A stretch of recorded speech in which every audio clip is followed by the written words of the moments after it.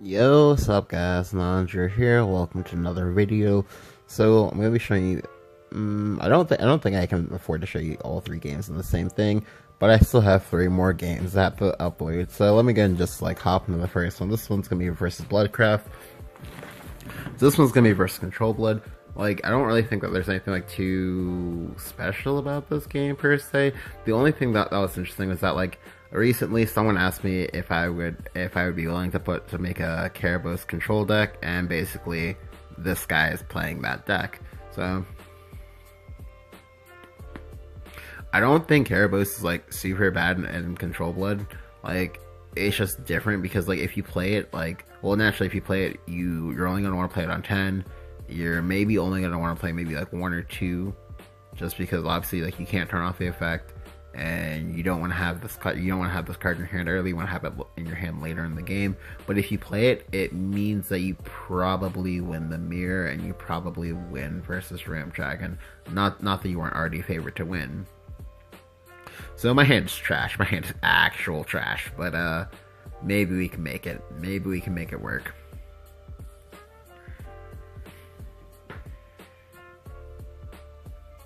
Alright, so here when I draw the Fervor, I now know that I need to try to empty out my hand if possible.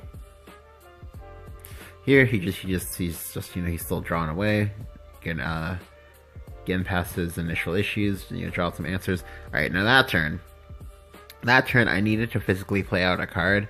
So because if I choose not to play out a card, he's not gonna play out a card either. If he doesn't play out a card, that means that the Fervor, if I Fervor, I'm gonna overdraw. And I don't have any Bahamut in my hand, so it's really important that I not overdraw Bahamut, because if I overdraw a gas card, I'm gonna lose. If it's Bahamut, if it's Israfil, those are no bueno. So by not playing this card out, it means I can't like physically draw. Now here, if I was going to play out something, because again I want a Fervor, if I was going to play out something, I had a few options there. There was one option, just go Tina, or the other option was to go Scyther. And then if I play the Scyther, I had to pre-evolve the Scyther. The reason why I had to pre-evolve the Scyther is because this way it's at 4 HP. Nothing in this deck can kill it without needing to either 1-for-1 or give me an Evo. I'm perfectly fine with either of those trades. However, I decided to hold off the Scyther just because I know that the Scyther can get me some like better value. Because like the worst case scenario for me is if I play out the Scyther, it pre-evolve it, and then he use Baphomet, then pre-evolves into my then like counter evolves into my Scyther, because I lose my Scyther, which can kill 10 drops in exchange for him give me an Evo and drawing 1 card. That's not good for me.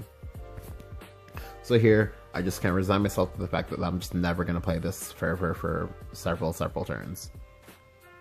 The next opportunity that I'll get to maybe play a Fervor is on 8 mana, because I can go Fervor and Scyther in the same turn, but I need for my opponent to play cards. If my opponent plays a creature this turn that somehow that somehow beats Sybil and stays alive, then that'll be good for me. But instead he plays Scarlet Sabreur. That's also very, very good for me, just because like the Scarlet had to kill the Sybil, so I'm fine with that. So here I'm just going to temp out a Tina. The Tina doesn't actually do anything in this matchup. It just doesn't. Like, I don't want to use the Scyther in this matchup either, because like the Scythers are removal spells, they're also face damage if possible. But here he goes Diabolic Chain. I'm like, oh god, why? And then here he plays the Massive Death. Now the Massive Death is kind of annoying because it means that like that's gonna be in play for a while. I can't actually clear it, but thankfully I draw this Ayala. The Ayala saves my life, because like, the Ayala lets me feel comfortable about Fervoring and then playing out the Ayala to avoid overdraw. I still don't have Bahamut, so this is very, very questionable, but I do have a Poly. Here he plays Colchicus. I'm like, oh god, what kind of memer have I queued into now? Because the entirety of today, I've been like queuing into some like strange as hell matchups, but like it's been fine. It's just always been like weird and whatnot. So here I go ahead and slam down the Poly. The Poly is good because like it forces him. It's basically an Emeralda check. Do you have Emeralda? Do you have Odin? If you don't have either one of those, you're gonna be in trouble. I'm not gonna get many chances to play this, and so I need to play it now. So this turn, my opponent goes to play Blood Moon, and here I misplay. So if my opponent doesn't have Blood Moon up, the correct play for this particular game state, again, this is assuming that he does not have the Blood Moon up. If he doesn't have the Blood Moon if he doesn't have the Blood Moon up, the correct play is to Evo the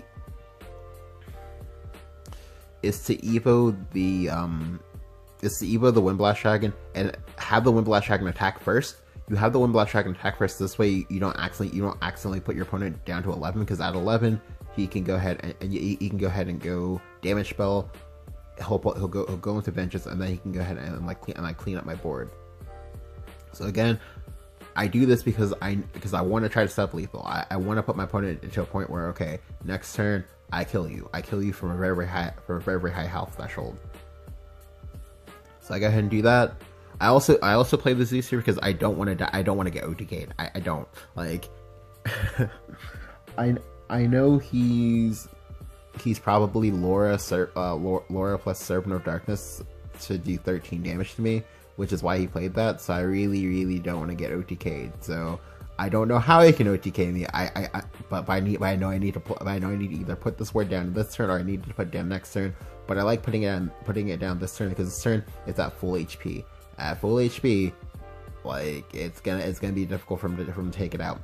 However, again, because he had the Blood Moon up, this was a misplay, because I could have just gotten into two extra face damage. That 2 extra face damage is actually relevant, because if I draw what is it that I need to draw? Oh, if I draw Lucifer and I draw Sahakul as well, I can go Lucifer, Sahakul plus Windblast Dragon to get 11, and I'll kill him. So here he goes Revelation into Karabos. I'm like, what the fuck? That was interesting. I did not see that one coming. Thankfully though, his Karabos does have the Evo, because if he doesn't do it, he can die to a lot of things. So now he has Karabos trigger on 10 mana. That's actually crazy. But now he's out of Evo, so this is good, because they don't play Olivia, so it's gonna be difficult for him to get Evos back.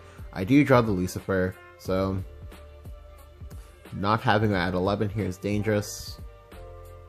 Because if I had him at 11, I can go ahead and drop him down to 2, and then on top of that, I just need one Scyther to get through and kill him. He can heal, but generally Blood only heals at most 2 to 4 per turn. But I have 2 creatures in play, so he has to AoE this turn. Because he has to AoE, the only heal he can play is Diabolic Drain plus Scarlet to Brewer. So if he had that, then the me not pushing him down a little bit more is gonna cost me. But thankfully, he doesn't do it.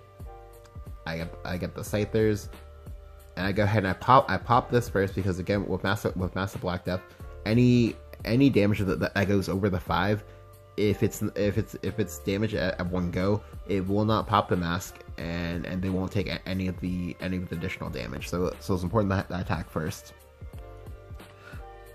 Again, this game is pretty interesting. Like I said, I did just make that one misplay, but it wasn't an interesting game that I thought you guys might like, just because like it's something different. Anyway, hope you guys enjoyed. Thank you guys for watching. If you enjoyed the video, go and leave a like, go and hit the subscribe button, and I'll catch you guys next time. See ya!